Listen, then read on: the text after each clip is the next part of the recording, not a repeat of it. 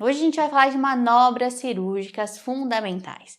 Isso daqui é extremamente importante para concurso e para a vida também, porque é o passo a passo que a gente vai usar para toda a técnica cirúrgica. Mas, o que são as manobras cirúrgicas fundamentais? Então é o conjunto de todo o passo a passo, né, de todas as ações que a gente vai fazer numa cirurgia. Então a gente condensa elas, quando a gente junta, a gente vai chamar de manobras cirúrgicas, certo? Isso daqui a gente encontra em que livro? Os livros convencionais, como Peterson e o Rupp, eles não têm essa definição aqui, mas é importante para a prova. Então, a gente vai seguir aqui o livro do Gregory. Ele que fala pra gente, é um livro bem antigo, bem consagrado também. Hoje os outros estão sendo mais cobrados, porém esse daqui só tem nesse livro. Então é dele que a gente está seguindo tudo. Vocês vão encontrar algumas imagens que eu tirei do Rupp, mas o texto sempre do Gregory. Então como que vai ser aqui? Quais são os passos? A gente tem 4 fases que vão ser separadas pelo objetivo daquela fase. Então a gente separa em diérese, exérese, síntese e hemostasia. Não obrigatoriamente vai acontecer nessa ordem, né? Porque, por exemplo, a hemostasia, qualquer momento que você tiver um sangramento, você vai precisar fazer essa técnica. Então, não é obrigatoriamente nessa ordem, ok? É mais por um fator didático mesmo. E 5 minutos antes da live eu estava aqui pensando, meu Deus, não sei nenhum jeito da gente decorar isso daqui, mas consegui. Então, o que a gente vai pensar? O começo da palavra vai sempre ajudar a gente a pensar no que vai vir, né? Então, aqui, ó, diérese, a gente vai pensar em divulsão, separação do tecido, que é justamente uma das possibilidades que a gente tem dentro dessa fase. O objetivo vai ser justamente ter o acesso, né, para chegar ali no tecido. Então, vamos pensar lá num siso incluso. A gente precisa acessar ele, né? E a gente vai conseguir isso através da diérese. Então, lembra de divulsão. E a exérese? A exérese é quando a gente vai remover alguma parte do tecido, remover alguma parte de órgão. Então, a gente vai pensar em remoção. E aí, esse EX, a gente vai pensar em extração, exodontia. Eu tinha pensado em outra coisa que era com E, não tô lembrada. Eliminação. Eliminação. Você pode lembrar disso, que está removendo alguma coisinha. E o síntese? Vai ser na fase da sutura. Então, depois que a gente já terminou aquele procedimento, a gente vai reposicionar os tecidos e suturar. E aí, você vai lembrar do S, né? De sutura. Fica bem fácil. A hemostasia é muito mais fácil da gente lembrar, que é justamente a gente controlar sangramentos, mas você consegue lembrar também com esse HE de hemorragia. E aí não tem erro, ok? Então agora a gente vai falar de cada uma delas, mas com esse jeitinho a gente já consegue memorizar o que vai vir. Vamos começar então pela diérese. Então é aquilo que a gente falou, do siso incluso a gente precisa acessar aquele tecido. E como que a gente vai fazer isso? Se ele está tampadinho, a gente precisa romper aquela integridade do tecido para conseguir acessar. Então a gente, na definição, ele fala assim pra gente, ó, vai ser romper ou interromper. Quando a gente fala de romper, é só uma incisão, né? A gente só separou ali o tecido, fez um cortezinho. Agora, quando ele fala de interromper, a gente pode afastar, descolar esse tecido, fazer uma divulsão, ok? Então, qualquer um dos dois, para a integridade tecidual, para conseguir penetrar os tecidos e atingir as estruturas. Então, a gente conseguir chegar no nosso local da cirurgia de fato. Então, a gente vai falar que vai poder usar bisturi, tesoura, pinça nessa fase. Aqui dentro a gente vai ter duas coisas que a gente já falou, tanto incisão quanto a divulsão, ok? Na incisão, isso é algo que é extremamente importante a gente falar, né? Porque muitas vezes a gente pensa, para fazer uma cirurgia mais conservadora, mais menos traumática, né? Mais atraumática, a gente vai tentar fazer sem corte, não sei o quê. Tá errado, né? Muitas das vezes, se a gente fizer uma incisão, se a gente fizer um descolamento, a gente consegue fazer com que tenha um trauma menor naquele tecido. Nossa, mas como assim? Vamos pensar naqueles casos onde tem uma raiz residual, que tá muito antiga ali, ela tava curtinha, e o tecido começou a recobrir ali em cima. Às vezes você não está nem enxergando como você vai agir ali, você nem consegue ter certeza de onde que está ali os ligamentos para você fazer o descolamento e tudo mais. Às vezes, se a gente faz ali uma incisão, faz um retalho, a gente consegue acessar com mais facilidade, visualizar com mais facilidade e, consequentemente, ter um trauma menor. Então, o que a gente tem que pensar é que fazer incisão, fazer descolamento, fazer divulsão, né? Muitas vezes vai ser bom, vai ajudar com que a gente tenha menos trauma, mesmo sendo uma pequena agressão ali a mais.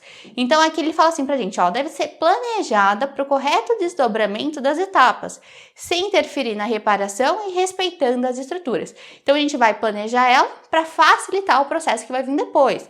Ele fala assim, sem interferir na reparação e respeitar as estruturas. Por quê? A gente não pode sair fazendo também a torta e a direito, né? Vamos supor que a gente tem... Deixa eu desenhar uns dentinhos aqui, né?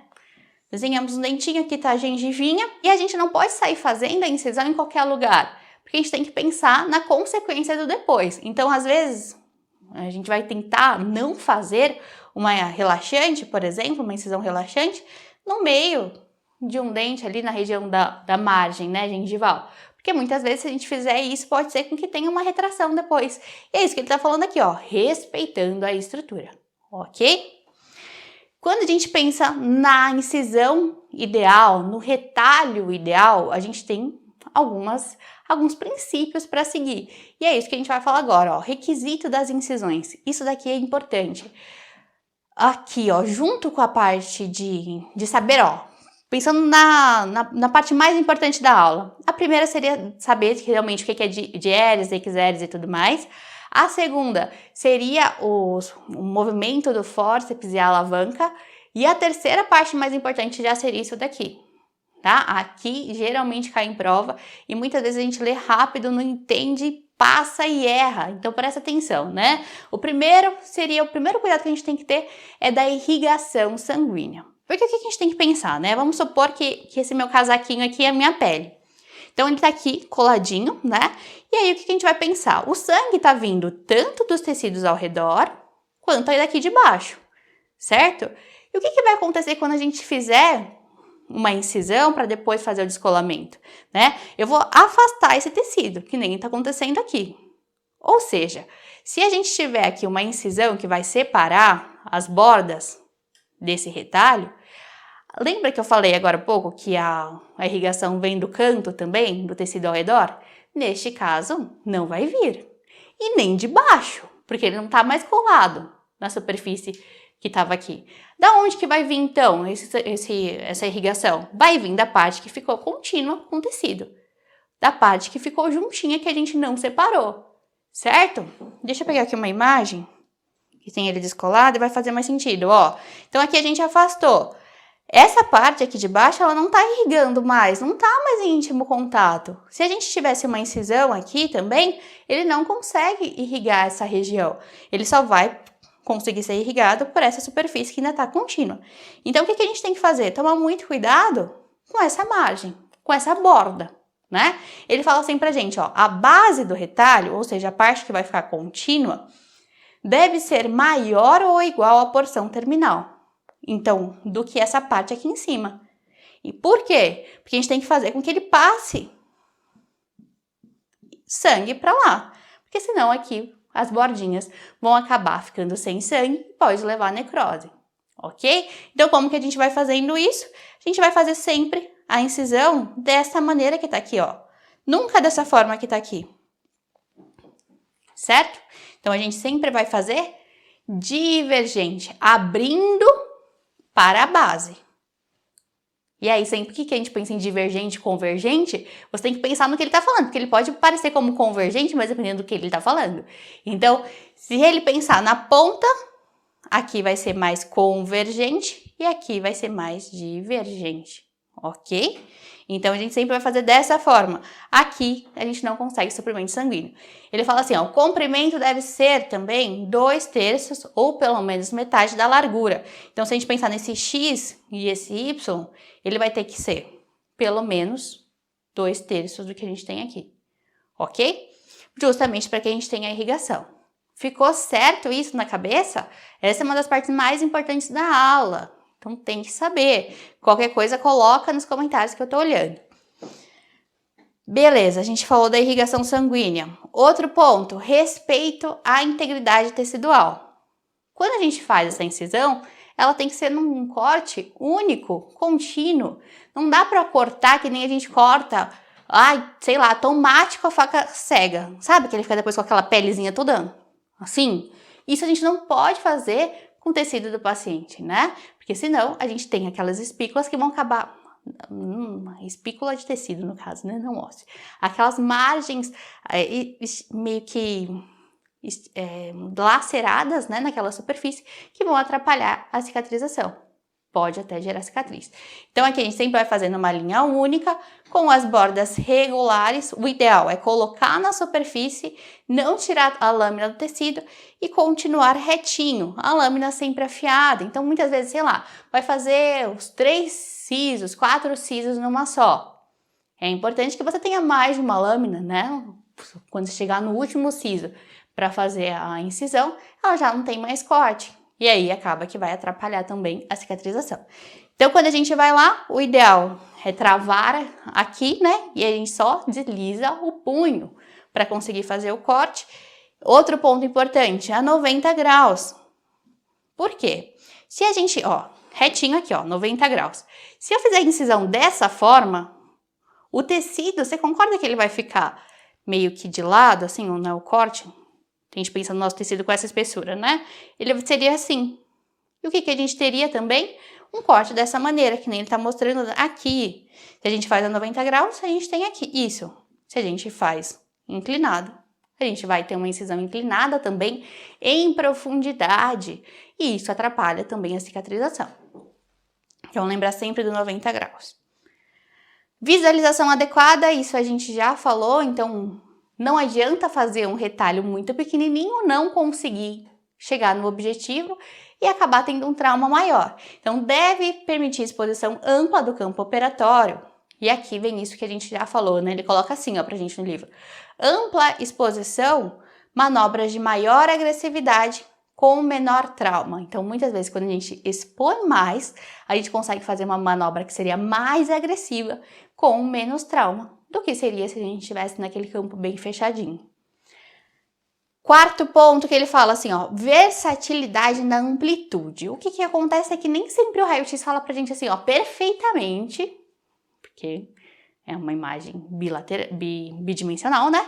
Ele fala pra gente aonde que tá o que você for atingir, aquele cisto, aquela lesão, aquele dente incluso, nem sempre a gente sabe.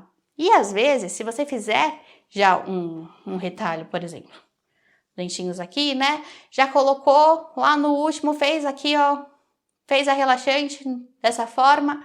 Muitas vezes você pode não conseguir expandir mais.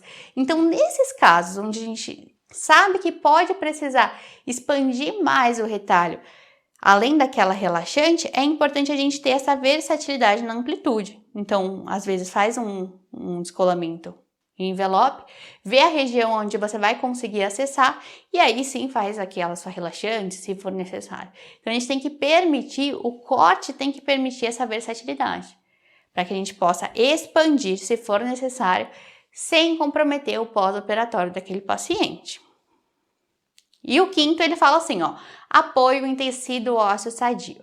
Por quê? Quando a gente apoia em tecido ósseo sadio, no momento de reposicionar, a gente consegue com que aquele retalho fique muito mais estável, porque ele tem aqui embaixo algo para suportar ele.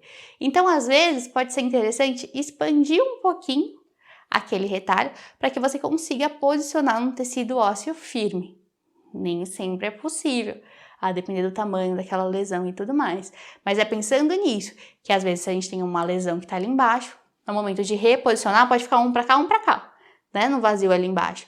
Então, o ideal é ter o osso para a gente conseguir reposicionar certinho, certo? E aí a gente tem a divulsão.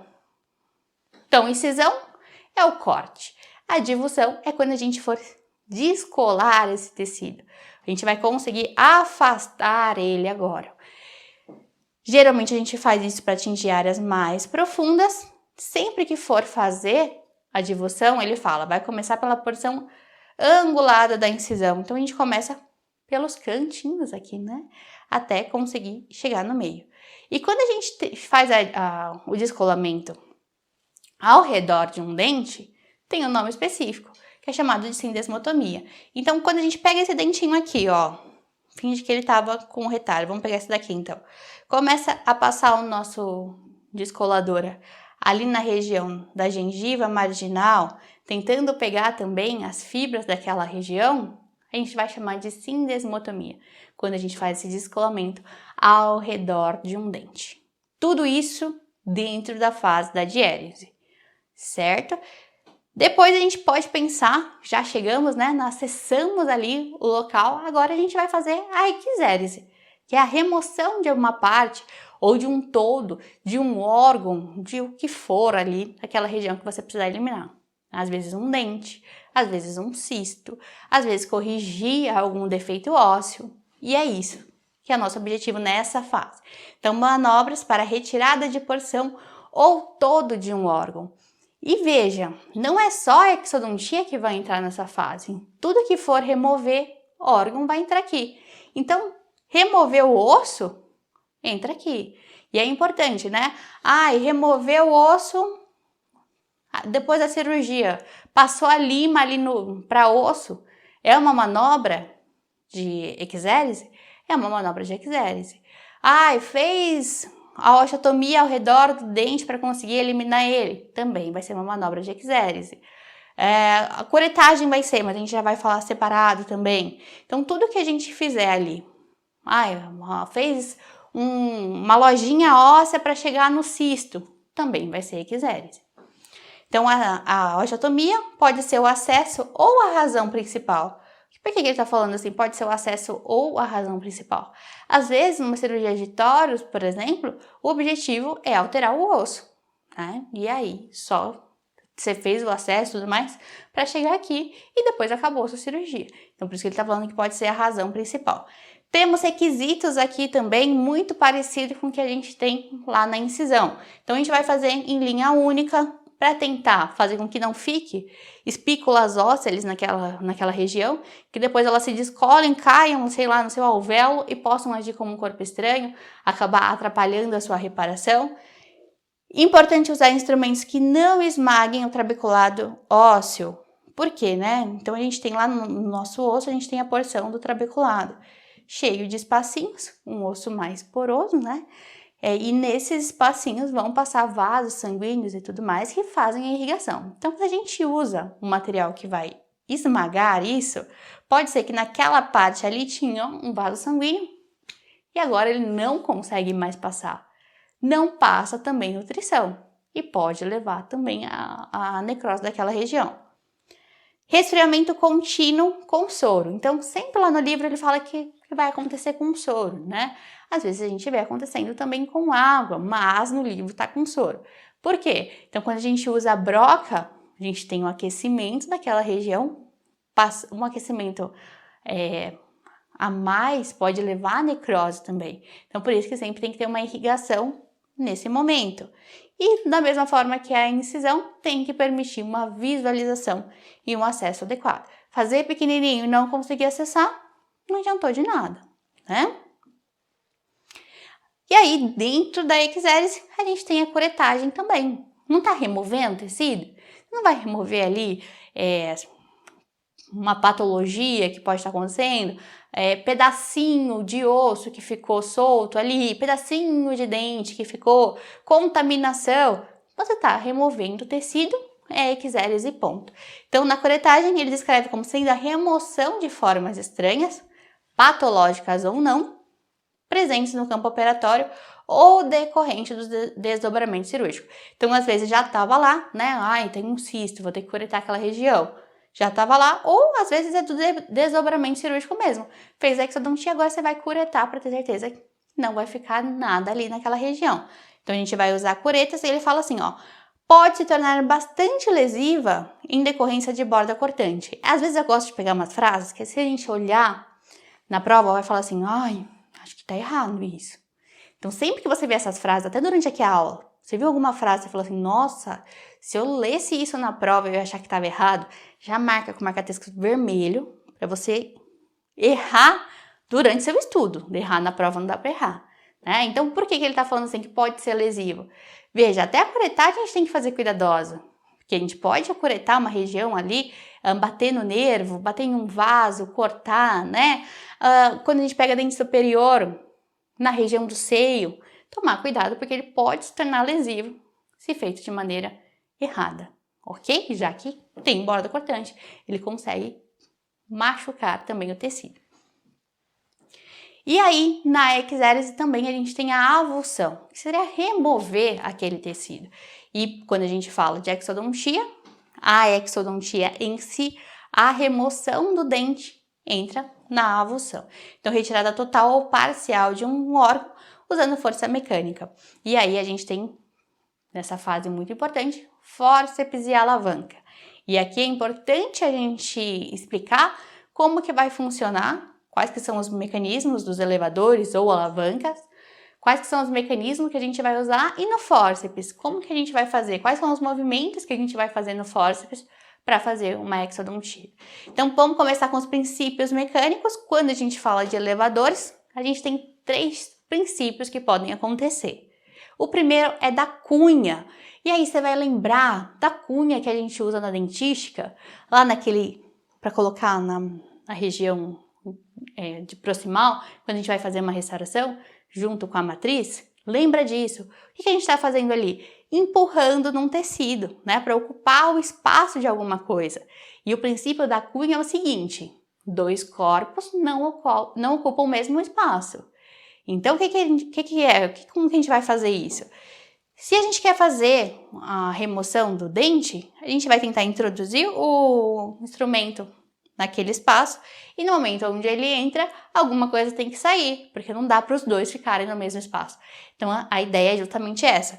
Coloca a alavanca e no momento onde a gente vai introduzindo, ele vai fazendo com que o dente vá saindo também. Então, o avanço para dentro do alvéolo faz com que a raiz saia em direção ao oclusal. Um para lá, outro para cá. Então, cunha, princípio de 2 corpos não ocupam o mesmo espaço. O outro chama alavanca, né? Então, a gente vai pensar numa gangorra aqui. Então, a gente tem a gangorra, de que um lado vai e o outro volta, né? E aqui no meio a gente teria, numa gangorra convencional, no parquinho, né? Aqui no meio a gente teria uma região que vai servir de suporte para os 2 lados. Aqui a gente vai usar essa alavanca de uma forma diferente, parecido com o que a gente tem. Nunca troquei pneu de carro, mas eu ia falar assim, quem já trocou pneu de carro vai saber. Mas eu nunca nem troquei, mas a gente sabe. Lá na aula de direção, né, eles ensinam a gente que a gente vai pegar aquela ferramenta que eu não sei o nome para encaixar no parafuso e ela não é com um cabo longo e a pontinha curtinha. Justamente aquela anatomia daquele instrumento é justamente para que a gente consiga fazer uma força pequena e que essa força seja potencializada e transformar numa força grande. Esse é o princípio. Então, a gente movimenta aqui para mexer ali com mais força. Você sabe do que eu tô falando, desse negócio aí? Que eles até ensinam, tô até lembrando da aula, que eles até ensinam a gente bater o pé ali para ficar mais fácil, depois a gente vai com a mão e tal. Justamente isso que a gente vai usar no princípio da alavanca. Então, o que a gente tem? A gente vai ter um braço longo, que a gente vai fazer uma força pequena, mas ele vai transmitir o contrário para lá. Um movimento pequeno com uma grande força. E o que isso tem a ver com o dente? Aqui, ó, vamos pegar um exemplo. Então, no nosso elevador, a gente vai ter um cabo longo e a pontinha de ação curta.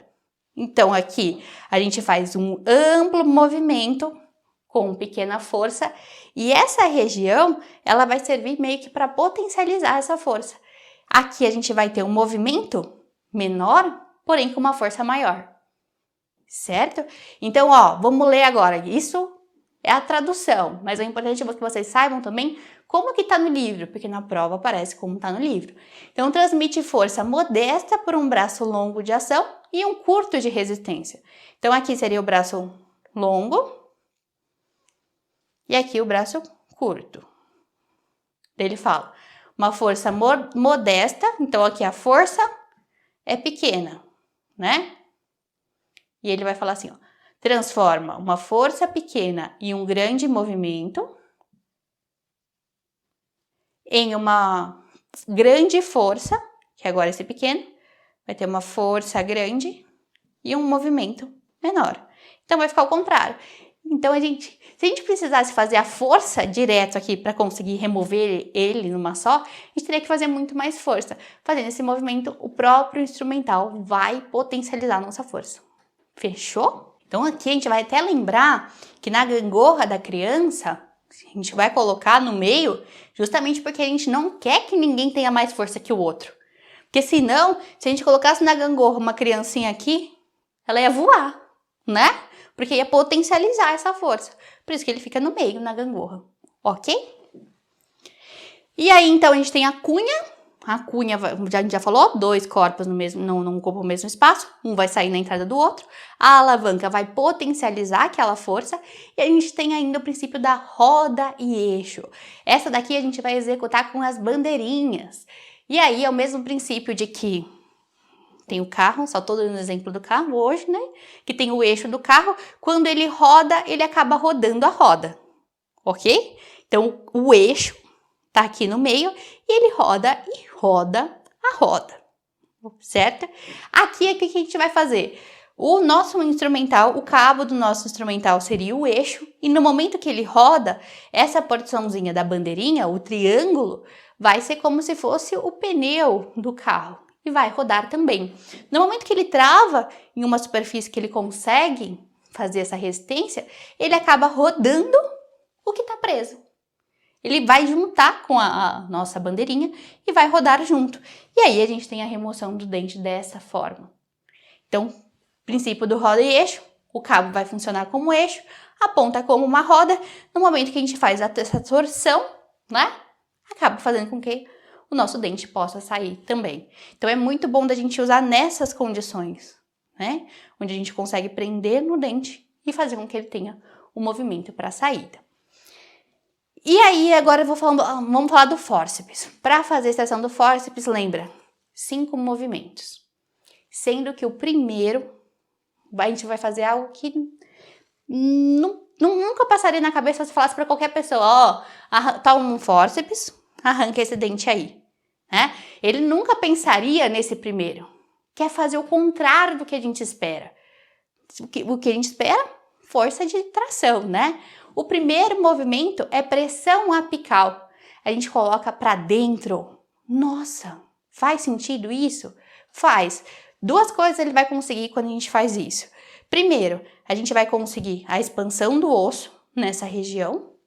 E a gente vai acabar conseguindo colocar também, ele já ajuda também a romper as fibras, né? Mas ele vai ajudar também de outra forma, que a gente vai conseguir colocar o nosso fórceps mais apical. É importante a gente falar que o nosso fórceps não foi feito para ficar lá na coroa, né?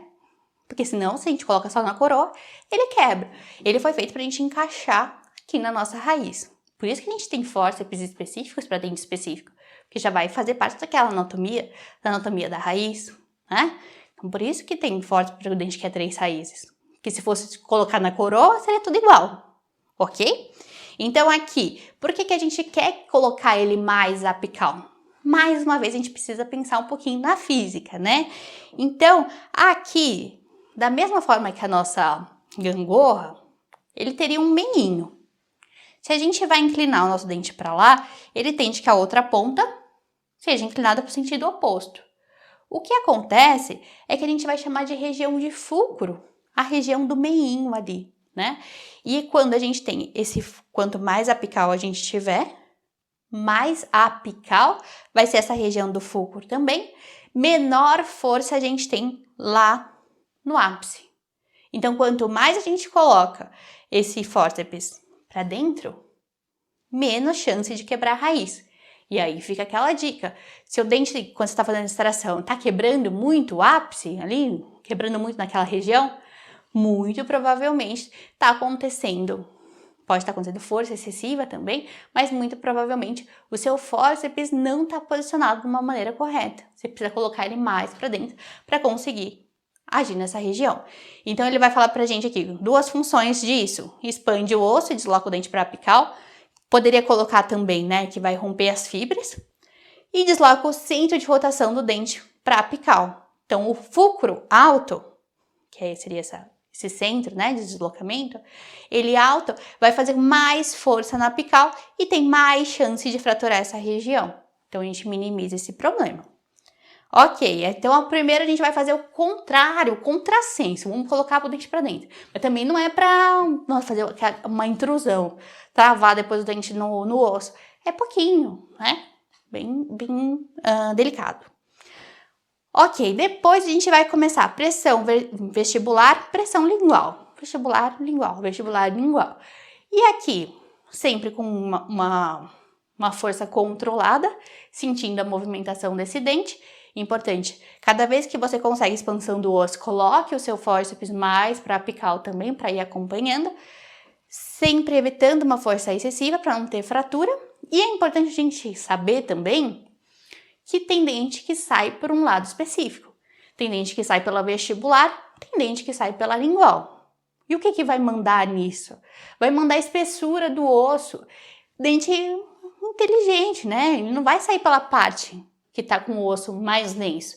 Ele acaba cedendo sempre pro lado que o osso tá mais fininho.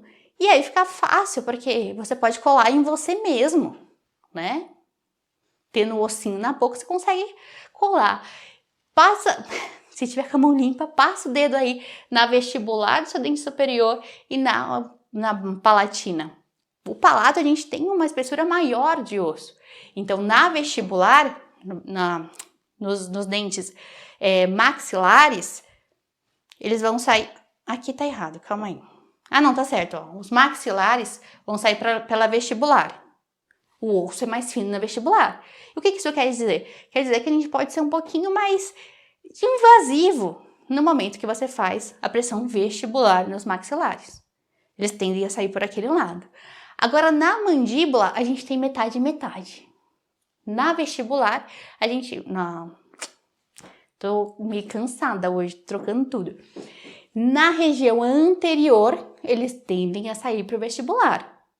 Passa a mão aí que você vai sentir, né? Agora aqui na porção mais posterior, a gente tem toda essa região do corpo, do ramo da mandíbula, que ele aumenta a espessura. Não é por aí que ele vai sair, é pela lingual. Então até pré-molar, vestibular também. Molar só sai pela lingual, pela região, geralmente pela região lingual, que tá ali mais fininho. Então a gente pode ser mais invasivo aí. Então já falamos de 3 movimentos, né? Tem o quarto. O quarto a gente não vai fazer em todos, né? Só em alguns dentes que permite isso, que seria a pressão rotacional. Agora você vai rodar esse dente para quebrar as fibras também e facilitar esse processo. Pensa, você vai rodar algo. Se ele não for redondo, você vai quebrar tudo e não vai rodar nada. Então a gente só consegue fazer em dente que é uniradicular, obviamente, e que tem a raiz redonda. Ah, então dente que é uniradicular e é um pouquinho achatadinho, incisivo inferior, por exemplo, que é um pouquinho mais achatado, não pode fazer? Não, não pode. Então, quais são os dentes que têm raiz única e cônica? Só incisivos superiores e pré-inferiores. Só nesses dentes a gente pode fazer esse tipo de pressão. E aí, por fim, a gente tem a força de tração, que é mais fácil depois que você já fez todo o resto certo, né? Então, aí é a força de extrair mesmo, de remover do alvéolo, força de tração, ok? Então, a gente já acessou aquela lesão, já removemos ela, o dente, o que for, agora a gente vai chegar na síntese. Na síntese, é importante a gente falar que nem sempre é nessa ordem. Pode ser que depois que você fez aquela extração, você possa fazer uma manobra de hemostasia. Pode ter o sangramento. Então, a hemostasia pode acontecer em qualquer fase, mas por fatores didáticos, geralmente a gente explica nessa ordem. Então, na síntese, a gente vai reposicionar o tecido. Então, reposiciona estruturas importantes para cicatrização. Aqui, favorece a imobilização dos tecidos, reduz os espaços e assim consegue estabilizar um coágulo. Então a gente vai colocar o tecido numa posição, ele fica mais móvelzinho, dessa forma consegue estabilizar o coágulo e vai cicatrizar mais fácil também. Nessa fase a gente tem porta-agulha, agulha e fio, tem tesoura também. E vai ter requisito, né? Então, quais são os requisitos para a gente fazer a sutura perfeita? Primeiro, ser asséptica. Então, a gente não pode fazer com que tenha contaminação. Então, sempre o ideal é usar agulha, fio estéreo, tomar cuidado com a contaminação também, até da própria boca, né? Para tentar minimizar essa contaminação. A traumática, por que ele fala de traumática? Mesmo no momento onde a gente for fazer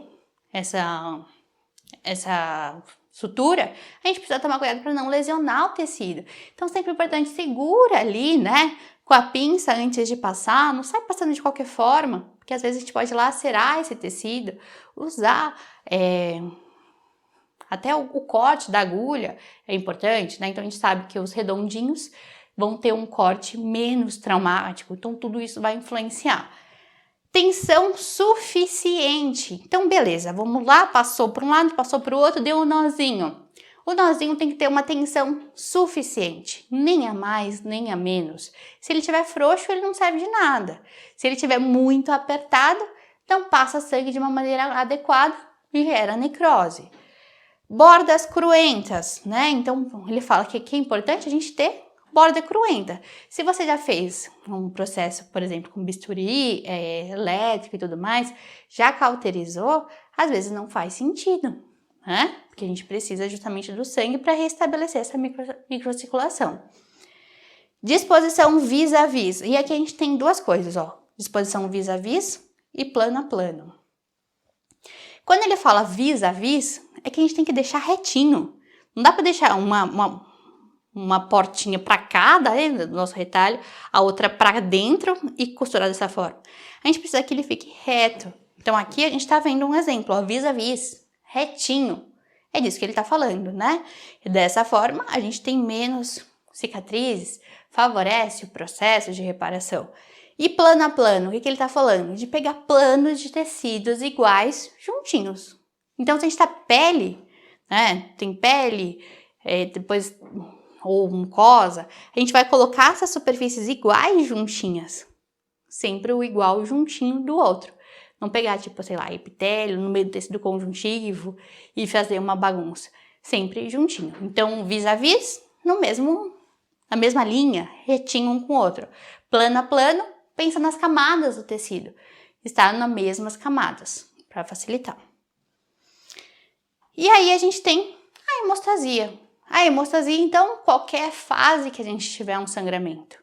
Então, ele até fala que o significado da palavra hemostasia é interromper perda sanguínea. E aí a gente pode ter temporária ou definitiva, ele acaba separando dessa forma. Então, essa temporária seria aquela que a gente faz, começou o sangramento, o que a gente vai fazer? Tentar diminuir a perda e melhorar a visualização para ver o que está acontecendo ali. Então, a gente pode, às vezes, usar a própria gaze e fazer a pressão com a mão usando a gaze, já pode ser o suficiente para conseguir. Pode entrar aqui sutura em massa, pode entrar também usar as pinças hemostáticas, né? E o normal é ter um sangramento de até 10 minutos. Ele coloca isso no livro pra gente. E na definitiva, ele falaria que seria o pinçamento e ligadura de vaso, né? Ligar vasinho em vasinho. O normal é a gente conseguir controlar só aqui. Ok, queridos? E isso é tudo que vocês precisam saber. Se você está assistindo aqui no YouTube, essa na verdade foi uma gravação de uma live que aconteceu lá no meu perfil do Instagram. Lá, toda segunda-feira às 8 horas, eu entro ao vivo fazendo um aulão com vocês. E lá as coisas são ainda melhor, porque você consegue pegar o slide, questões para teste e tudo mais. Então, se você não acompanha ainda, me segue no @dentista.concursada, que toda segunda-feira a gente pode se encontrar às 8 horas. E também, se você gosta de ter aulas comigo, quer ter mais aulas como essa, eu tenho meu curso preparatório, onde tem mais de 198 aulas de odonto saúde pública para te ensinar tudo o que você precisa para entrar no seu concurso público. E aqui embaixo você consegue encontrar mais informações do meu curso também. E se você gostou dessa aula, não posso deixar de te pedir de curtir. Se quiser deixar um comentário, eu fico muito feliz, vejo tudo. E também se inscrever aqui, né, para não perder nenhum vídeo que possa aparecer. Um beijo e até a nossa próxima aula.